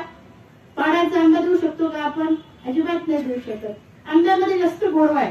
आमच्या देवाने सांगितलं, एकमेका भेटल्याचा पाड जाईल. पाड शब्दाला देते, पाडामध्ये काय आहे असं. आणि बस परशुराम व्यासांच्या हातावरती आंबा ठेवला. आनंद वाटला, समाधान वाटलं. परशुराम व्यास म्हणले, हरी, मला तुझ्या घरी घेऊन जाशील का? हो बाबा, मी तुम्हाला माझ्या घरी घेऊन जातो. आणि पटकन परशुराम व्यास उठले, आपली पत्री हातामध्ये घेतली, जाऊन हातामध्ये घेतली आणि स्मरण करत करत त्या गावामध्ये पोहोचले. हरीच्या घरी पोहोचले. बाबा फक्त रिक्षेला येतात गावामध्ये, या व्यतिरिक्त बाबा येत नाही. आज बाबा कसे काय आले? लोकांच्या नजरा बाबावरती पडल्या. प्रत्येकामध्ये चर्चा होऊ लागली. हरीचं बोट धरलेलं आहे, हरी घेऊन आलेलं आहे, कोण असेल, कशाला आले असतील? अनेकांच्या मनामध्ये प्रश्न निर्माण झाले. हरी घरी गेला, बाबाला पाय धुण्यासाठी पाणी दिलं आणि मातेने बसायला टाकलं. दोघं पती पत्नी समोर बसले. घरामधले उपदेशी नाहीये, कुठला धर्म महानुभाव अजिबात माहिती नाहीये, पण महानुभाव घरामध्ये आल्यानंतर संतांचे चरण जेव्हा आपल्या घराला लागतात तेव्हा खऱ्या अर्थाने आपल्या घराचं मंदिर झाल्याशिवाय राहत नाही. मंडळी, आनंद वाटला की आज माझ्या घरी एक संत आलेली आहे, जी अनेक वेळा गावात इथे वास्तव्यास असताना फक्त रिक्षा मागून दारातून निघून जायचे. आज मात्र संत चरण लागता सहज वासनेचे बीज जळवत आहे. आज चरण लागले माझ्या घराला संतांचे. माऊली आनंदित झाली, पटकन पाणी दे आणि सांगितलं. आता मात्र तत्वज्ञानाने त्यांना थोडं समजावून सांगितलं की तुमचा मुलगा फार हुशार आहे, याच्याकडे धैर्य, याच्याकडे चिकाटी आहे. जोपर्यंत माणसाकडे धर्माबद्दलची चिकाटी नसेल, धर्माबद्दलची धर्मनिष्ठा नसेल, तोपर्यंत धर्म सुद्धा साधल्या जात नाहीये. तुमच्या मुलगा फार गुणी आहे, हा आहे, तुम्ही हा माझ्यासोबत पाठवणार का? आपण सगळं देऊ शकतो, पण आपलं मूल देऊ शकतो का? देऊ शकतो आपण? बाबा 1000 रुपये ते 10,000ची पंगत मागा, आम्ही अन्नदान करायला तयार आहे. पण कन्यादान करू शकतो आपण? पुत्रदान करू शकतो का आपण? करू शकतो? नाही करू शकत. आपण आपल्या स्वतःचं पाल्य कधीही धर्मासाठी दान नाही करू शकत. ती उदार माता वेगळी आहे. ती त्या माणसात त्या मुलाचा अधिकार असेल, तो अधिकाराने परमार्गामध्ये जाईल, हा भाग वेगळा आहे. पण आपण स्वतः करू शकत नाहीये, पण मला तरी वाटतं की प्रत्येक गावातून एखादा, प्रत्येक गल्लीतून एखादा तरी मुलगा धर्मासाठी दान दिला गेला पाहिजे. एक देवासाठी, एक देशासाठी आणि एक स्वतःसाठी. 3 कन्या रत्न आपल्या घरामध्ये असली पाहिजे की जेणेकरून एक आत्म्याचा उद्धार करू शकेल, एक देशाचं रक्षण करू शकेल आणि तिसरं तुमचं कुटुंबही सावलीत राखू शकेल. 3 अपत्य आपल्या घरामध्ये असली पाहिजेत. आईचं वाक्य ऐकलं, डोळ्यामध्ये अश्रू आले. हरीला न्यायचं म्हणतं बाबा. हो. हरी तू जाणार का? हो आई, मी या बाबासोबत जाणार. हरी तितक्या लवकर तयार झाला. आज संस्कार मुलांना यासाठी गरजेचे आहेत, मंदिर यासाठी गरजेचं आहे की आज आपण स्वतः आपण उपदेशी आहोत, आपण मंदिरामध्ये येतो, पण आपण ना अध्यात्माच्या दृष्टीने आपलं बाळ आपण कच्च ठेवलं. तेव्हा तुम्ही भौतिक शिक्षणाने खूप मोठं केलं, ते करणं गरजेचं आहे, ते करायला पाहिजे. भौतिक शिक्षणाने बाळ तुमचं मोठं करा, पण अध्यात्माचे संस्कार त्याला देणं गरजेचं आहे. जर समजा अध्यात्माचे संस्कार तुम्ही बाळाला दिले नाही तर तुमचं बाळ आज आपण पाहतो व्यसनाच्या आहारी. एक 9वी 10वीला असलेला मुलगा दारू पिऊ शकतो. याचे कारण आई बाप आहेत, याचे कारण आई वडील आहेत. तर अध्यात्माचे संस्कार तुम्ही दिले नाही. मंदिरात येताना तुम्ही येता, मात्र मुलगा मुलगी तुमची घरी असते. तुम्ही त्यांना कधीच घेऊन येत नाही कळू द्यावं त्याला. इथे आल्यानंतर नाही तत्वज्ञान समजू द्या, पण इथे आल्यानंतर दंडवत करण्याचा संस्कार त्याला लागल्याशिवाय राहणार नाही. इथे आल्यानंतर भगवद्गीता असू द्या, श्रीरामचरित्र असू द्या, स्मृतिस्थळ असू द्या, सप्तगण एकतरी शब्द त्याच्या कानावरती पडल्यानंतर निश्चितच तो सुसंस्कार झाल्याशिवाय राहणार नाही. ही काळाची गरज आहे आज. हरी मात्र सुसंस्कारी होता, त्याच्यावर अध्यात्माचे संस्कार होते आणि म्हणून पटकन तयार झाला. आज मुलगा जायला म्हणजे तिथे आईवडील काय करणार आहेत, काही करू शकत नव्हते आणि पटकन आता मात्र तयारी केली निघण्याची. दोघं पती पत्नी परशुराम व्यासांच्या सोबत आता निघालेली आहेत. गावाच्या बाहेर आले आणि हरीने मात्र माता पित्यांना नमस्कार केला आणि बस आई येतो ग, मी आता जातो. मी या जाईल ना, महानुभावांचा होईल, या बाबांचा होईल, या देवाचा होईल. मातेच्या डोळ्यामध्ये अश्रूंच्या धारा होत्या, पित्याच्या डोळ्यामध्ये अश्रूंच्या धारा होत्या. एका बाळाची काय अपेक्षा असते आई वडिलांना, मात्र आपलं बाळ आज एका संतांसोबत चाललेलं आहे. बस आनंद मनामध्ये होता, चेहऱ्यावर डोळ्यामध्ये अश्रू होते, समाधानाचे आनंदाचे अश्रू होते आणि बस हरी आता परशुराम व्यासांच्या सोबत निघून गेलेला आहे. एका गावातला मुलगा निघून गेल्याची वार्ता संपूर्ण गावामध्ये पसरलेली आहे. एका संतांसोबत या गावाचा हरी निघून गेलेला आहे. सगळीकडे वार्ता पसरलेली आहे. आता परत येईल का तो? येईल तर संत होऊन येईल, येईल तर साधू होऊन येईल. कसा दिसत का बरं गेला असेल हरी? यांना 2 मुलं आहेत, तो एक शिल्लक झाला म्हणून दिला का? अनेक मनात प्रश्न निर्माण होत होते. मात्र आई वडील ही खरी पक्क्या मनाची होती. त्यांनी सांगितलं नाही, आमचा हरी आम्हाला खऱ्या अर्थाने देवाला द्यायचा होता. बस देवाला अभिप्रेत करण्यासाठी आणि आमचा हरी आज पाठवलेला आहे. हरी गेला. परशुराम व्यास आचार्य विजन दीक्षा भोजन निद्रा स्मरण प्रसाद सेवा करत गावून गावा जात होते आणि एका गावाला पोहोचले. असंच आपल्या दूधबर्डी सारखं सुंदर मंदिर आहे. त्या मंदिरामध्ये परशुराम व्यास हरीला घेऊन थांबलेली आहेत. थोड्या वयाचा असलेला हरी त्याला ब्रह्मविद्या काय सांगावी, त्याला समजेल का ब्रह्मविद्या? नाही समजणार. त्याला आधी समजावे लागेल की हरी देवपूजा करणं किती गरजेचं आहे, हे समजावं लागेल त्याला.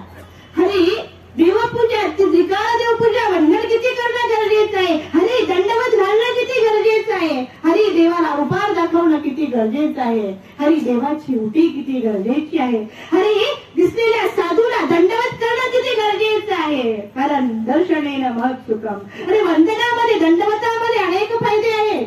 तर दंडवत केल्यानंतर आमच्या भट्टबास जेव्हा भेटले तेव्हा पुढचं होणारा अनिष्ट टळल्या गेलेला आहे. अनेक गोष्टी संतांच्या भेटीमध्ये होतात, हे समजावून सांगावं लागणार आहे. आणि बस अशा पद्धतीने त्याला समजावून सांगत होते. हरी तुला देवाला अभिप्रेत व्हायचं असेल ना हरी, तर अशा पद्धतीने धर्म करावा लागेल. आणि एक दिवस परशुराम व्यासांना ताप आलेली आहे. अत्यंत विरह भरलेला आहे. सापाने परस्परांना फणफणत होते. छोटासा हरी आता वैद्य दवा पाणी काय करावे विचारामध्ये पडलेला होता. आणि तेवढ्यामध्ये बघा संतांचं काय आहे, संत काय करतात. मला महानुभावांच्या यासाठी अभिमान वाटतो बघा की ताप आल्यानंतर सुद्धा, विरह भरल्यानंतर सुद्धा त्या अवस्थेमध्ये आज आपल्याला थोडीशी तब्येत आपली खराब झाली, आपण मंदिरात नाही येऊ शकणार. येऊ का आपण? सर्दी झाली तरी मंदिरात नाही येणार आपण. डोकं दुखलं तरी आपण मंदिरात नाही येणार. येऊ का आपण? नाही येणार आपण. पण महानुभावांचं चाललं म्हणजे आठवण आहे. महानुभावांचं बोलणं म्हणजे चर्चा आहे. महानुभाव कधीही भीक मागत नाही, ती भिक्षा मागत असतात. परस्परांनाच त्या अवस्थेमध्ये पडलेले असताना सुद्धा मात्र हरी, छोटासा हरी जवळ बसलेला होता. छोटासा हरी वैद्याला बोलवावा का काढा पाणी द्यावं विचारामध्ये असताना परस्परां व्यासांनी कधीही त्यांना तत्वज्ञान सांगितलं नव्हतं. मात्र त्या अवस्थेमध्ये आता मात्र परस्परां व्यास ब्रह्मविद्या बोलवू लागले. तापामध्ये बळत असताना काहीतरी आपले गुरु बोलतायत, काहीतरी आपल्या गुरुच्या मुखातून येत आहे. हे शिष्याने ग्रहण केला. पटकन कोळसा हातामध्ये घेतला आणि त्या मंदिराच्या चारही भिंतीवरती सगळं तत्वज्ञान लिहून काढलं. सगळं तत्वज्ञान लिहून काढलं चारही भिंतीवरती. परस्परां व्यासांचा ताप कमी झाला. 2 दिवस लागले. आणि ताप कमी झाल्यानंतर परस्परां व्यासांचे डोळे उघडले आणि बघितलं माझा हरी कुठे गेला. हरी जवळ बसलेला होता. 2 दिवस हरीने भिक्षा मागितली नाही. 2 दिवस जेवण केलं नाही. माझे गुरु उपाशी, मी कसा जेवणार? म्हणजे गुरुने काही खाल्लं नाही, मी कसा खाणार? या अवस्थेमध्ये असलेला हरी आता मात्र गुरुने डोळे उघडले. आनंदित झाला. प्रसन्नता चेहऱ्यावर, तुम्हालाची प्रसन्नता आली आणि गुरुला दंडवत केला. पाहिलं चारही भिंतीवरती ब्रह्मविद्या लिहिलेली आहे. परस्परां व्यासांची नजर चारही भिंतीवरती पडले आणि परस्परां व्यासांनी विचारलं, हरी हे लिहिलं कोणी? कोणी सांगितलं तुला हे? बरोबर आहे, अभय देसान तर सांगेल. हो, अभय देतो तुला. सांग हे कोणी लिहिलं? बरोबर आहे. आपल्याला जेव्हा ताप आली होती ना, त्या तापेच्या अवस्थेमध्ये असताना आपण जी ब्रह्मविद्या बोललात ना, आपल्या मुखातून जे निघालेलं आहे ना, तेच निघालेलं आज मी या चारही भिंतीवरती लिहून काढलेलं आहे. परस्परां व्यासांच्या डोळ्यामध्ये अश्रू आले आणि हरीला जवळ घेतलं परस्परां व्यासांनी. बस हरी, आज तू खऱ्या अर्थाने गुरुची प्रसन्नता तर जोडली, पण आजपासून हरी तू देवाला अभिप्रेत झाल्याशिवाय राहणार नाही. बस तू देवाला अभिप्रेत झाला रे हरी. अरे मी विचार करत होतो की हा तरुण अवस्थेमध्ये आलेला छोटासा हरी, याला जर ब्रह्मविद्या सांगितली, जर हा परत प्रपंचामध्ये गेला तर माझ्या ब्रह्मविद्येचा अनादर होईल, मला दोष लागेल. हा मी विचार करत होतो. अरे देवाला आवडता कोण होतो? आज माझ्या लक्षात आलं. मी वंचकत्वाची तुला शास्त्र सांगितलं नाही, पण देवाची इच्छा आहे रे तुला ब्रह्मविद्या सांगण्याची. देवाची इच्छा आहे रे तुला तत्वज्ञान सांगण्याची. देवाची इच्छा आहे रे तुला ज्ञानाला पात्र करण्याची. देवाची इच्छा आहे रे तू अर्थवंत आहे म्हणून. आणि मग लक्षात आलं त्यांच्या. आणि हरीला जवळ घेतलं परस्परां व्यासाने आणि तिथून पुढे त्या ठिकाणी परस्परां व्यासाने त्या हरी व्यासांना खूप मोठं ब्रह्मविद्या तत्वज्ञान निरूपण केलं. मंडळी, सांगण्याचं तात्पर्य की परमेश्वराला आपण अभिप्रेत कधी होतो? जेव्हा आपण हरीसारखा चिकाटीने देवधर्म करतो, हरीसारखा खऱ्या अर्थाने आपल्या गुरुची प्रसन्नता जोडतो, हरीसारखा खऱ्या अर्थाने देवही प्रसन्न झाल्याशिवाय राहत नाही. आमचे चिंतन बाबा सांगतात की सुगुण नावाची म्हातारी म्हणे रात्री 1 वाजता देवाला सुंठ लावत होती उघडून. काय सुंठ माहिती का? सुंठ म्हणजे अद्रक वाळल्यानंतर त्याची काय होतं प्रक्रिया? सुंठ तयार होते. ती सुंठ उघडत होती आणि दत्तात्रय महाराजांना लावत होती. आता सगुणाचे जे मिस्टर होते मला, ते जवळ गेले. रात्री 1 वाजता कशाचा आवाज येतो म्हणे? मग त्यांनी विचारलं म्हणे, म्हातारे काय करते म्हणे रात्री 1 वाजता? तू करतात काय म्हणे? डांगऱ्या तुला बस म्हणे, तुला वाईट म्हणे. अगं पण 1 वाजता करते काय तू? म्हणजे सुंठ उघडते. कशासाठी म्हणे? माझ्या देवाला लावायची सुंठ. देवाला काय लावतात? चंदन. देवाला काय लावतात? उटी. बरोबर ना? हे काय लावते तू देवाला? अत्तर लावतात देवाला. हे काय लावते देवाला? बघा देवाला अभिप्रेत व्यक्ती कोणता होऊ शकतो. ती म्हणे म्हाताऱ्या तुला माहिती का रात्री 12 वाजेपर्यंत डीजी वाजत होता म्हणे. म्हणजे देवाचं किती डोकं दुखत असते. सुंट लावल्याशिवाय त्याचं डोकं दुखायचं राहणार नाही म्हणे. म्हणून माझ्या देवाला सुंट उघडून लावते म्हणे. देवाला अभिप्रेत तो व्यक्ती होऊ शकतो जो सगुणा म्हातारीसारखा देवाची अंतरातून भक्ती करू शकतो.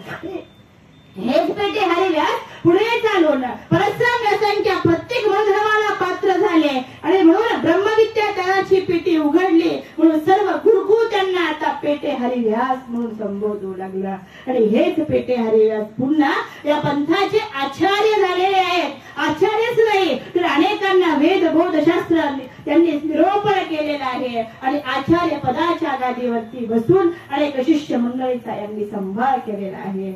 म्हणून आमचे चिंतनजनक बाबा म्हणतात की पेटे हरिव्यासांच्या अंगामध्ये ज्वर एका आला होता. परस्राम व्यासांचा ज्वर ठीक आहे, त्यांना शारीरिक ज्वर आला होता. पण चिंतनजनक बाबा खूप सुंदर सांगतात. ते म्हणतात की पेटे हरिव्यासांच्या अंगामध्ये असा एक ज्वर होता. बरळता शास्त्र त्यांचा, बरळता तत्वज्ञान समजावून सांगण्याचा जोर होता. बरळता तत्वज्ञान समजावून सांगून घेण्याचा, समजून घेण्याचा जोर मात्र हरिव्यासांचा होता. मुलगा किती सद्गुणी असावा लागतो हे हरिव्यासाकडे शिकावं आपण. बल्लोचाची बंद त्यांनी साक्षरला होत्या भिंती. त्याच्यामुळेच तर आपल्याकडे ब्रह्मविद्या पोहोचलेली आहे. मार्गरूढी मार्गामध्ये हेच गीत गात होती. मार्गरूढी मार्गामध्ये हेच गीत गात होती. हे पेटे हरिव्यासांनी ब्रह्मविद्या तत्व माझ्या देवाचं तत्वज्ञान त्यांना समजल्याशिवाय जीवाचा आत्मोद्धार होत नाहीये. आणि ही असलेली तळमळ या वयामध्ये गावोगावी जाऊन खेडोपाडी जाऊन अर्थवंतांना आणि काही अनार्थवंतांना सुद्धा आमचे बाबाजी खऱ्या अर्थाने आज या पंथामध्ये घडवण्याचं कार्य जर कोण करत असेल, कुठल्या प्रकारचा मान नाही, कुठल्या प्रकारचा सन्मान नाही, कुठल्या प्रकारचा आदर नाहीये. कुठेही बसणे आणि कुठेही उठणे एकदम स्वतःला सन्मानापासून बाजूला ठेवलेला आहे असं निराभिमान असलेलं व्यक्तिमत्व परमपूजनीय परमादरणीय परमश्रद्धेय आदरणीय श्रद्धेय विद्वत रत्न आपल्या सर्वांच्या आपण सर्वांनी त्यांच्या मुखार विद्यार्थी तत्वज्ञान ऐकलं असे आदरणीय श्रद्धेय ज्यांचं नाव घेतल्यानंतर माझी वाणी पवित्र झाल्याशिवाय राहणार नाही असे आदरणीय श्रद्धेय दादाजींना दंडवत प्रणाम करते. तसेच ज्यांच्यामुळे मी आपल्या समोर आहे असे मम विद्या गुरुवर्य परमपूजनीय परमादरणीय परमश्रद्धेय साहित्याचार्य जे अनेकांच्या वेदाला बोधाला शास्त्राला चर्येला अनुसरणाला निमित्त आहेत. आणि म्हणून खऱ्या अर्थाने मला ज्यांनी घडवण्याचं कार्य केलेलं आहे ते माझे विद्या गुरुवर्य साहित्याचार्य आचार्य गुरुवर्य मोठे मामाजी बांबोरे. मामाजींना दंडवत प्रणाम करून माझ्या समवेत असलेल्या आदरणीय पूज्य तपस्विनी शालंताई फाटे धर्म संवर्धन धर्म संगोपन करणाऱ्या गुरु माऊली गुरुवर्य आणि जो भजनामध्ये टाळी वाजवतो म्हणजे आपण जीवनामध्ये आरोग्यशास्त्राच्या दृष्टीने जर विचार केला तर आरोग्यशास्त्रकार सांगतात की तुम्ही जर टाळी वाजवली तर 80,000 रोग बरे होतात. कशाने? फक्त टाळीने. आणि आपण टाळीची टाळाटाळ करतो. देवाच्या दरबारात आल्यानंतर टाळी वाजवली पाहिजे. कम से कम इथे आल्यानंतर अध्यात्माच्या दृष्टीने सोडून द्या पण आरोग्याच्या दृष्टीने तरी टाळी वाजवली पाहिजे का नाही? म्हणून सर्वांनी एकदा टाळ्याचा गजर करून त्या भगवंताला आपण श्री गोपाल श्री दत्तात्रय महाराज की जय, श्री चक्रपाणी महाराज की जय. लाडक्या बहिणींचा आवाज येत नाही बरं का? थोडस आता तुम्हाला या महिन्याचा पगार नाही आला याचं कारण असं की आपण भगवंताकडे दूर होत चाललो. पगार आल्यामुळे भगवंतापासून दूर गेल्यामुळे पगार नाही आला की आपले चेहरे काही लोकांचे पडलेले आहेत म्हणजे पगार नाही आला त्यांचे. पगार तुम्हाला पडेल पण कधी? जेव्हा तुम्ही भगवंताचा आदर करणार, भगवंताला आवाज देणार आहात. म्हणजे जेंट्स मंडळी आपण थांबा, आमच्या लाडक्या बहिणींचा आवाज बघू द्या एकदा. श्री गोविंद प्रभू महाराज की जय. त्यांना पगार येत नाही पण तुम्हाला आवाज बघायचा का त्यांचा? श्री दत्तात्रय महाराज की जय. तुम्ही किती आत भाऊ तुमचं काही पुढे जाऊ शकत नाही तुम्ही. असं सर्वज्ञ श्री चक्रधर महाराज या ठिकाणी अनंत ब्रह्मांड नायक या जगाचा जगकर्ता, जग उद्धार करता, जग पालन करता, निर्गुण निरामय असलेले परमेश्वर सगुण साकारून या भूतलावर अवतीर्ण होऊन जीव उद्धरणाचं व्यसन ज्या माझ्या साधन आणि साधनदात्याला आहे, तो माझा साधनदाता मुख्य करून ज्या अधिष्ठानावर आपली सर्वांची अप्रतिम अशी श्रद्धा आहे. उद्धव गीतेमध्ये भास्कर भट्ट बोरीकर म्हणतात, सह्यांचळाचे चुळके दयाचे प्रभामंडळ फांके, तो श्रीदत्त ललाट फळके नमस्करितो. असे विविध 857 असल्या ओव्यांचा असलेला श्रीमद उद्धव गीतेमध्ये दत्तात्रय महाराजांचं वर्णन त्यांनी अतिशय सुंदर प्रकारे केलेलं आहे. आणि म्हणून आपल्या सर्वांची जेव्हा पाटण सांगलीचा इतिहास बघितला गेला तर 300 वर्षापूर्वी श्री दत्तात्रय महाराजांनी ज्या जागेचा अभिमान घेतला त्या विशेषाने, आणि 300 वर्ष तुम्ही आम्ही तर नसतो पण नाहीत, पण अशी 300 वर्षाची परंपरा आणि 300 वर्षापासून ज्या जागेचा अभिमान घेऊन ज्या अधिष्ठानावर आपण आपली श्रद्धा भाव समर्पित करतो त्या अधिष्ठानाला प्रथमतः दंडवत प्रणाम करते. तसेच या ठिकाणी ज्यांच्या मुखार विंदातून आपण 9 दिवस साधारण आता सर्वज्ञ चक्रधर महाराजांना